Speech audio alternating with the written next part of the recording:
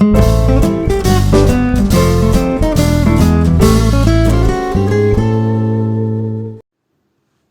Friends, welcome to தெய்வாஸ் Nalabagam. இன்றைக்கி தெய்வாஸ் நலபாகத்தில் ரவா லட்டு எப்படி செய்கிறதுன்னு பார்க்கலாங்க. இது ரொம்பவே ஈஸியாக செஞ்சிடலாம், அதே சமயம் டேஸ்ட் ரொம்பவே சூப்பராக இருக்குங்க. வாங்க எப்படி செய்கிறதுன்னு பார்க்கலாம். ரவா லட்டு செய்கிறதுக்கு ஒரு பேனை ஹீட் பண்ணிக்கோங்க. பேன் ஹீட் ஆனதும் இதில் 2 டேபிள் ஸ்பூன் அளவுக்கு நெய் சேர்த்துக்கோங்க. நெய் உருகுனதும் இதில் நட்ஸ் எல்லாம் நம்ம சேர்த்து வறுத்துக்கலாங்க. நீங்கள் உங்களுக்கு என்ன நட்ஸ் விருப்பம் இருக்கோ அதை சேர்த்துக்கலாம். நான் பாதாம், முந்திரி, பிஸ்தா 3 சேர்த்துருக்கேங்க. உங்களுக்கு இதில் அளவெல்லாம் கிடையாது, நீங்கள் எந்த அளவுக்கு வேணுமோ அந்த அளவுக்கு சேர்த்துக்கலாங்க. இந்த நட்ஸ் எல்லாம் வறுபட்டதுக்கப்புறம் இதில் திராட்சை சேர்த்துக்கோங்க. திராட்சை பலூன் ஆனதுக்கப்புறம் இதில் நான் 2 கப் ரவையை சேர்த்து வறுத்துக்கிறேங்க. இந்த ரவா லட்டுக்கு ரொம்ப முக்கியமே இந்த ரவையை வறுக்கிறது தாங்க. ரவையை லோ ஃப்ளேமில் வச்சு நல்லா வாசம் வர அளவுக்கு வறுத்துக்கோங்க.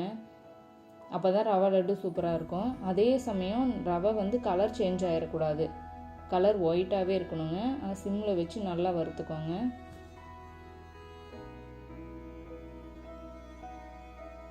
அப்படியே இந்த ரவை மணம் நல்லா வரணுங்க, அந்தளவுக்கு வறுத்துக்கோங்க.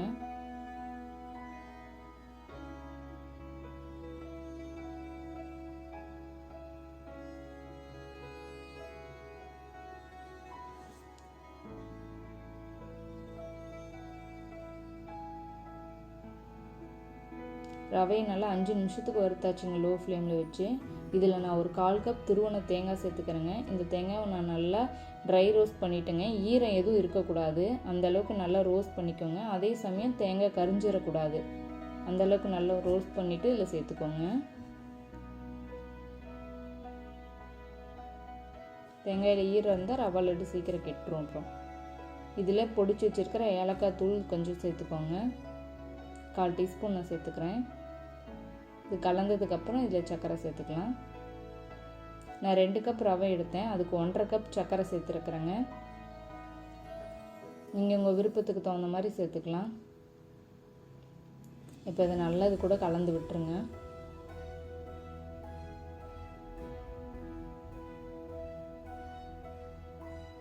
இப்போ இதில் ஒரு 1/4 கப் காய்ச்சின சூடான பால் சேர்த்துக்கோங்க. இந்த பால் சேர்த்துக்கிறதுனால ரவா லட்டு ரொம்ப டேஸ்ட்டாக இருக்கும், அதே சமயம் பிடிக்கிறதுக்கு ரொம்ப ஈஸியாக வந்துடுங்க.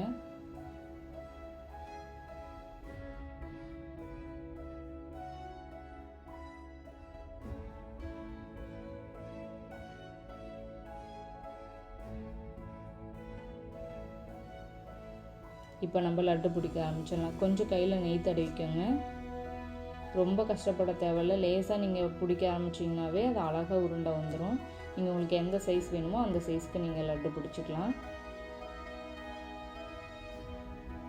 பாருங்க, நான் லேசாக தான் பிடிக்கிறேன், எப்படி அழகாக உருண்டுட்டு வருதுன்னு.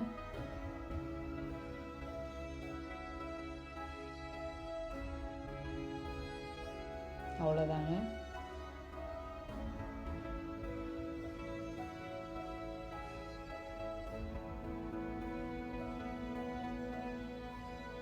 லேசாக அழுத்தி பிடிச்சிங்கனாவே லட்டு ரெடி ஆயிடுச்சுங்க.